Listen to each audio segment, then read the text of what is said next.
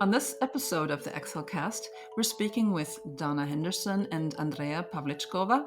We cover their experience in participating in Interreg Europe projects, ideas on how to improve the program, and the region's interest in open innovation and the ACSELL project. Here's today's episode.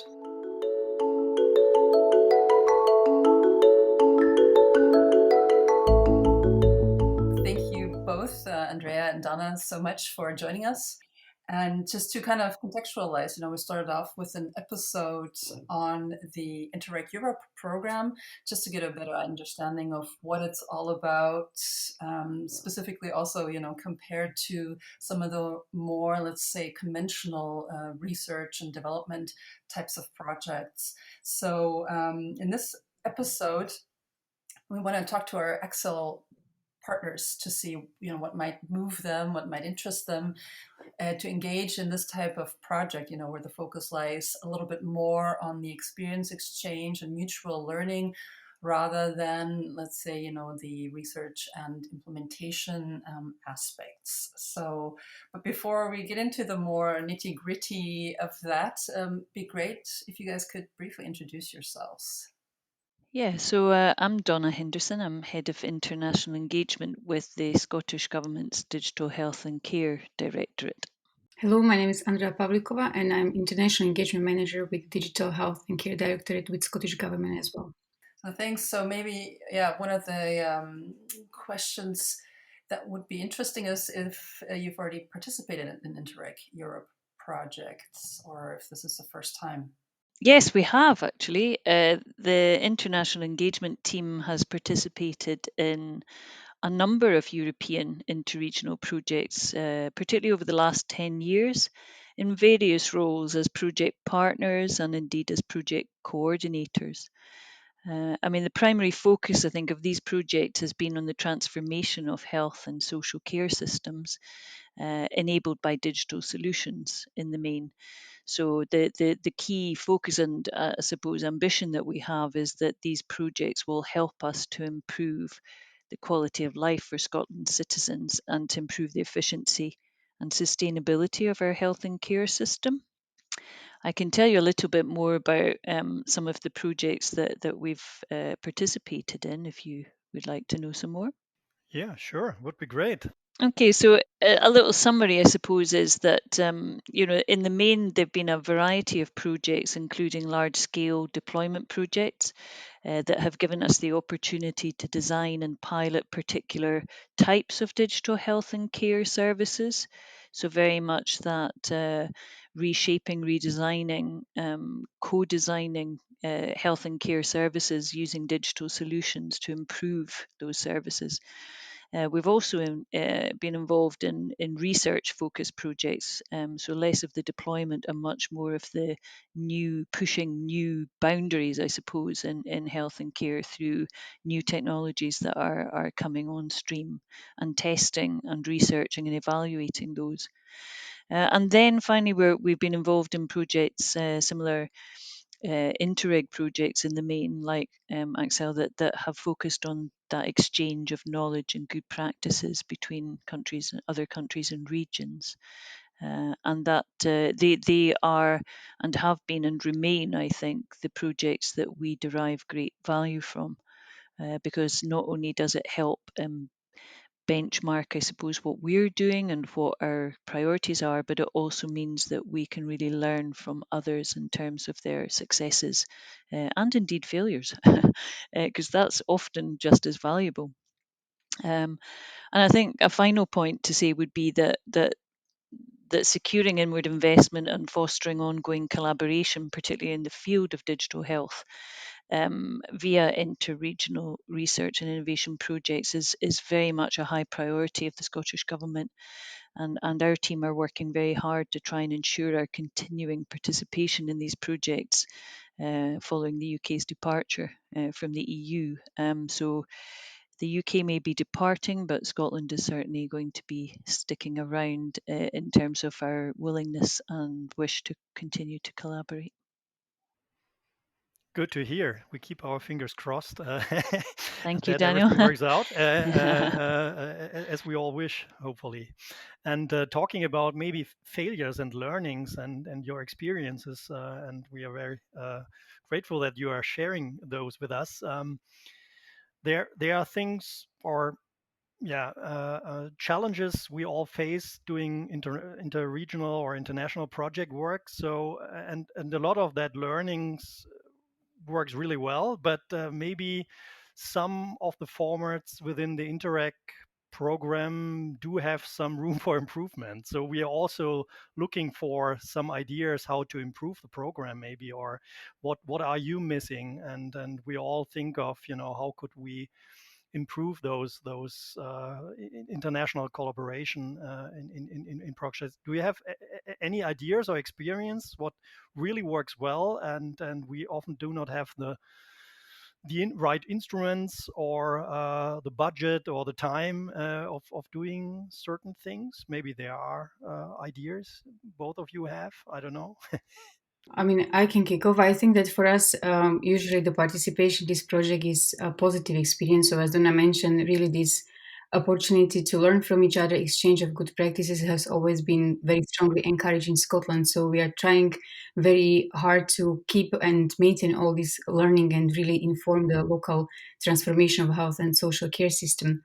We also see these projects as an opportunity to build new strong partnerships, strategic partnerships, long-term partnerships, which give us the opportunities for future collaboration, which goes beyond this project. So when it comes to the challenging, I think very often the challenge with this project is maybe this is duration, that sometimes it's very difficult to implement our ambitions within the given time frame. But again, we also see that basically these projects give us the opportunity to test and learn, and then really beyond the duration of the project, we have the opportunity to embed this learning in the real life setting as part of the service we design. So in general, I think that while in Scotland we definitely have positive experience when it comes to the participation and learning from this project. I think to add to that, as Andrea says, one of the challenges is the time frame, and a key, I suppose, objective of particularly Interreg Europe projects are around influencing policy, and that can be very challenging, as we all know. You need to reach the policymakers, and also the timing of influencing those policies needs to be right. And that definitely takes time to engage policymakers, to try and have activities that will shape those policies and change them, and then indeed being able to measure the impact of those changes. And some of that, I have to say, is down to luck. If it's the right time and those policies are ready for being influenced, then it's great. But beyond that, there is a significant amount of effort that needs to go in from the very beginning of these projects, I think. And I do feel that some of us, struggle with that on occasion. Some partners will struggle to reach the right people. Right. I mean, and I think maybe just to get to that point, taking time and in a way also building trust, I think you guys seem to have really been very active in that sense over the years already. And that's how we got to know each other really, through these different networks at the European level, and having been able to work and get to know each other in different contexts. And it seems as though you guys have really also been able to build up some very important relationships and structures that will help you now also through this Brexit situation to have that foot in a way, let's say, on continental Europe as well, just to be able to continue those relationships. And it seems as though talking about this COVID situation and the pandemic, and being able to have to resort or fall back on maybe already existing structures in a very chaotic maybe situation, is something that's really so necessary, and that's something you guys have been really quite active in. And what you've already also been very active in is the topic of integrated care. You've done a lot as far as that is concerned, and also working on a really wonderful model, the Scirocco tool of self-assessment of of getting to know the maturity in your local environment. And I think this is really can help across Europe, to get a better feel for the situation, and being able to assess the current situation, and act upon that. So this is something that we've been able to adapt to the our topic of open innovation, that we want to work with: open innovation, user-centered design. And how is that something for your region that's of importance? I mean, is that why the reason also that why you're participating? How this topic kind of placed within your regional, or you'd say your government's priority or vision? It's kind of a long introduction to come around to why you're participating. Let's say maybe in the ACSELL project. Yeah. Well, maybe Andrea will maybe pick up on why we're participating in a moment, but I would probably quite like to pick up on just the earlier part of your question, which was related to our kind of us being very active and in different networks, and yeah, that's probably been the case for definitely the last sort of 10 to 12 years. Because again, I think particularly with networks like the European Innovation Partnership on Active and Healthy Aging, which is the main network that I would say is worthy of note, is that that was really a vehicle for us to be able to meet with other regions, and to find out which regions we had most in common with in terms of our strategic ambitions for health and care. Particularly, you mentioned integrated care. We have been on a journey of trying to integrate health and social care in Scotland for a very, very long time. And we now obviously have legislation in place that formally integrated adult health and social care for the last few years. So this has been a long-term journey for us, which is why we were very interested to work with other regions who also had the same strategic ambition for integrated care. And I have to say that EIP on AHA in particular was a network that brought us into contact with other regions that were also trying to do the same. So that's where, as Andrea was touching on earlier, that whole knowledge exchange, facilitating that, learning from others, broadening your own thinking, learning from what's worked from them, or for them rather, and taking that back and trying to adapt that learning into your own context has been incredibly valuable for us. I really couldn't describe how valuable it's been. And I think the one thing that we've learned from these collaborations and various networks and projects is that you really must keep an open mind, and you must always sense check what you're planning to do and try and make sure that actually you're going in the right direction. And the best way to do that is to look outside of your own little domain and try and learn from others. And these networks and projects give you that, as I say, that route, easy access to partners to ask them. And I think, Sandra, you touched on trust earlier. And I think one thing that is born out of being an active participant in these networks, and the same in funded projects, actually actively contributing to them, the one thing that comes out of that is trust, that actually you're a trustworthy partner. You're a region that actually people or other regions are happy to go to ask for advice, because they trust that you'll be honest, and they trust that you will do, you'll give them advice in their best interest. So, and that takes a while to build up. And it's easy to lose as well. It's like our personal lives; it's easy to lose. So you need to be consistent in that, I think. Anyway, I'll now hand over to Andrea, who'll tell you why we're participating in ACSELL, which is the second part of your Yeah, question. it was a really long winded.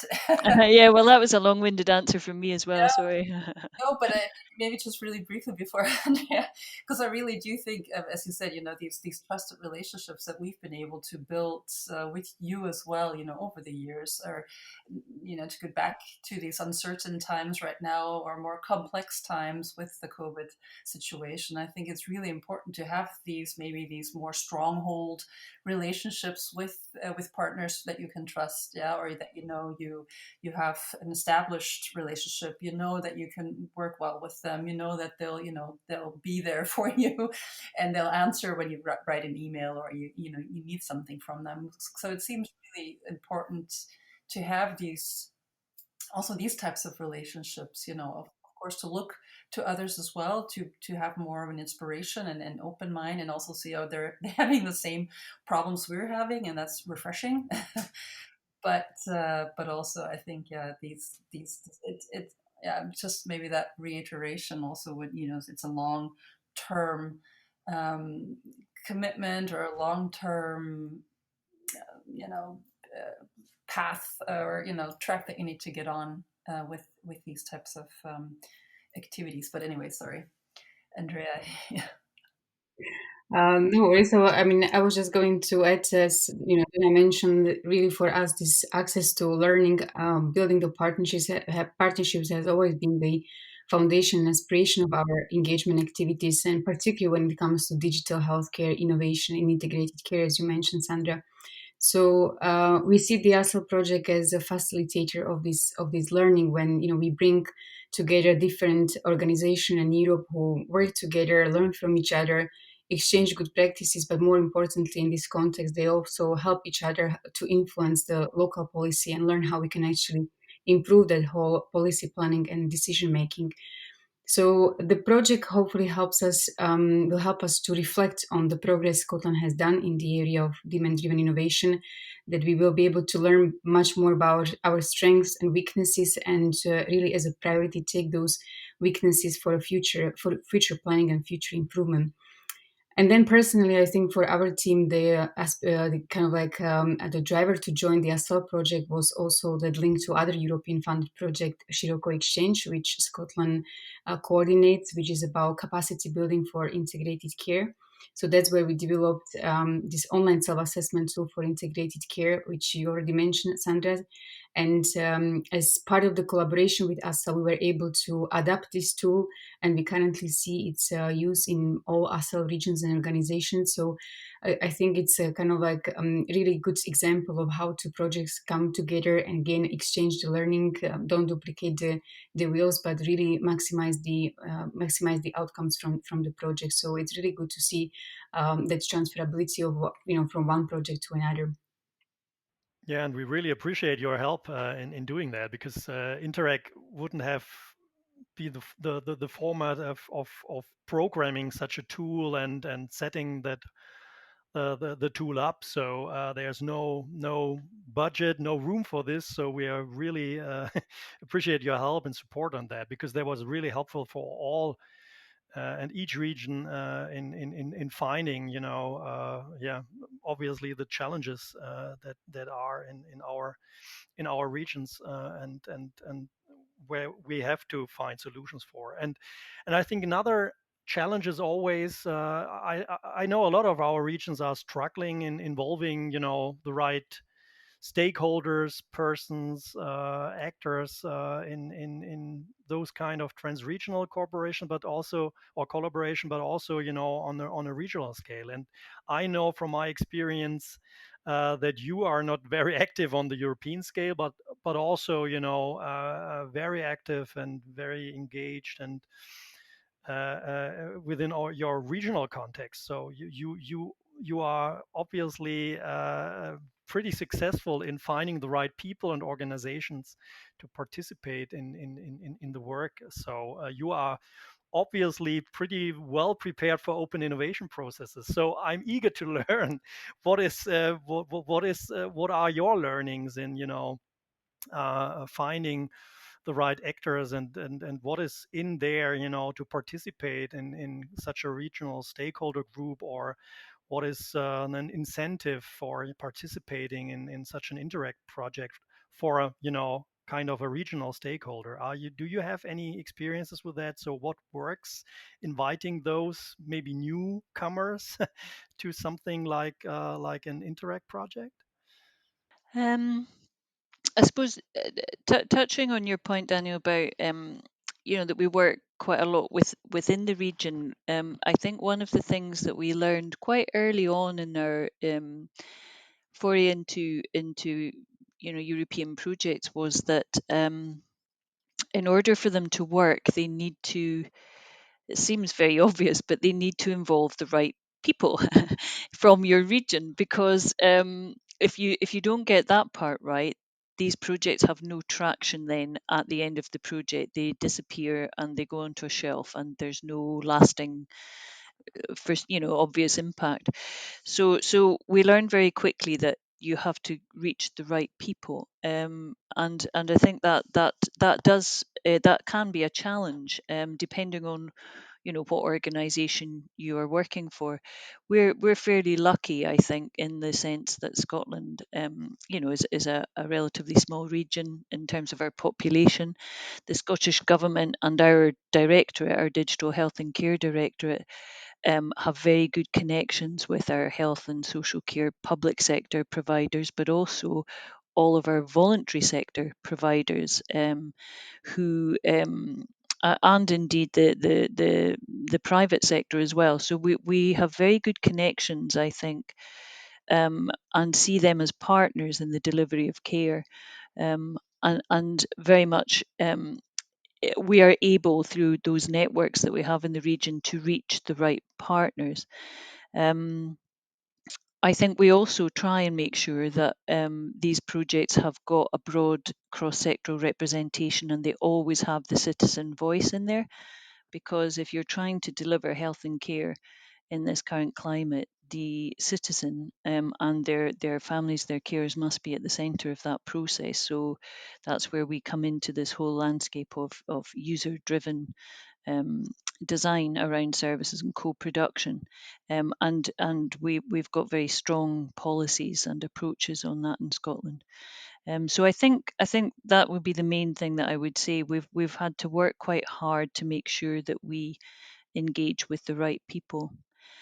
You do have to do a bit of a sales pitch, because these projects are hard work to implement, particularly if services are trying to still deliver health and care services on a daily basis, an operational sense. So implementation projects can be very challenging, because you're asking clinicians, professionals, social care professionals, whoever they may be, to do their day job and then also participate in the delivery of a funded project. And that can often be a lot of work for them. So you have to do a bit of a sales pitch. But I would say we found it potentially a lot easier to sell the concept of knowledge exchange projects, much more the interregional collaboration ones, because they get an opportunity to get insight into other regions and what they're doing, and that then informs their practice. So we have found it easier, I think, potentially to sell the fact that this is worth their time, and their effort in being involved. So that's to touch on that one. But Andrea will maybe pick up on the point about the how we think this project will help us kind of advance our open innovation in Scotland. Yeah, I think maybe just kind of like picking up on that kind of like engagement with stakeholder. I mean, as Donna said, like we've been quite successful, but actually it was interesting when we've done the maturity assessment, using this adapted demand-driven innovation tool.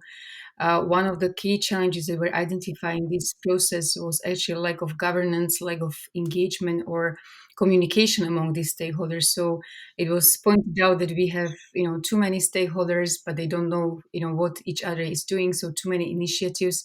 So at the end, it doesn't really look like the activities of all of these stakeholders are really joined up. So we don't potentially see the impact that was, envisaged. So we are hoping that through the ACSELL project, and particularly through that regional stakeholder group, we will be able to, systematically bring all these different stakeholders together to make them actually learn from each other, but more importantly also to be able to reflect on the outcomes of the ACELL project and how they can be potentially embedded in the local setting. So the participation in these kind of projects help us hopefully to build some sort of like platform for these stakeholders, how we can improve the communication and awareness raising so that we can, at the end up with a much more joined up landscape for innovation. And hopefully this in the end will also give us a much stronger voice how to influence local policy, which is the ultimate objective of the ACELL project.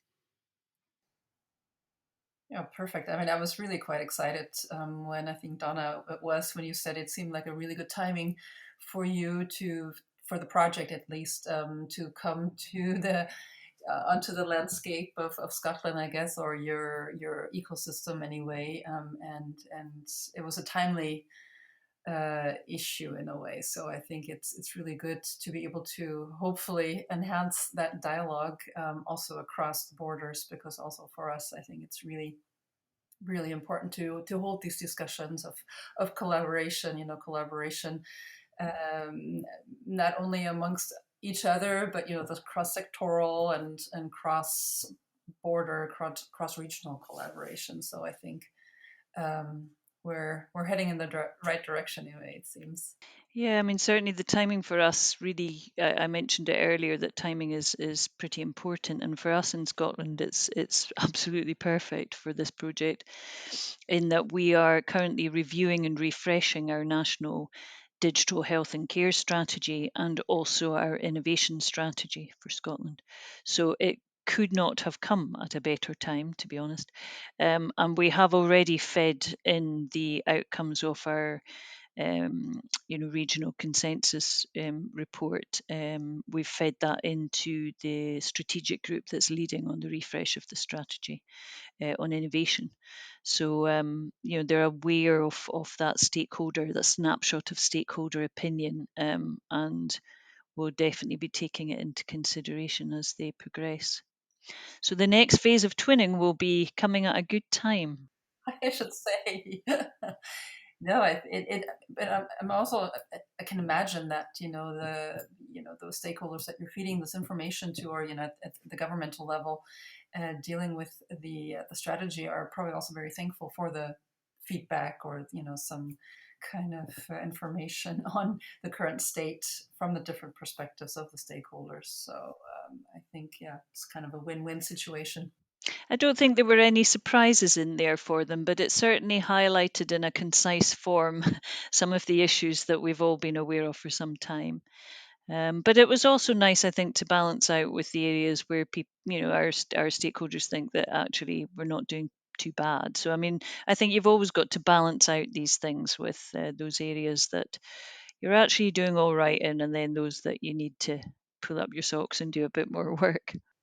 Well, and that's why I think it's the beauty of your guys' tool, of the Scirocco Exchange tool, that really have more of a comprehensive view of a certain topic, and it's much more concerted, it's much more orchestrated and directed dialogue that is so helpful, I think, just to focus on relevant issues, and as you said, just trying to gauge where you are and set according priorities. So also, I think we're very lucky in the ACSELL project to have you guys on board, also with this experience and this wealth of experience that you have brought with this tool to inform and further guide our activities. So, yeah, thanks for that.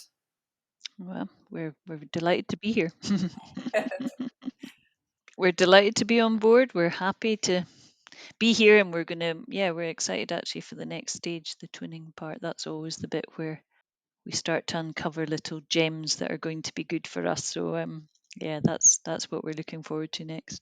Yeah, no, I think it'd be quite interesting actually as well for you guys to engage in this, trio situation with Flanders and Timisoara, because I think they'll also be really interesting approaches, perspectives that'll really be able to, inspire and inform. And so I'm looking forward to you guys' feedback and experiences with respect to that. Yeah, super. Thank you so much. Was great. Thanks to you all. Thank you so Speak much. Thank soon. you so much. Bye Yes. bye. Take Take care. care. Bye bye. Thank you to Donna and Andrea for joining us for today's episode, and thank you, our listeners, for joining us.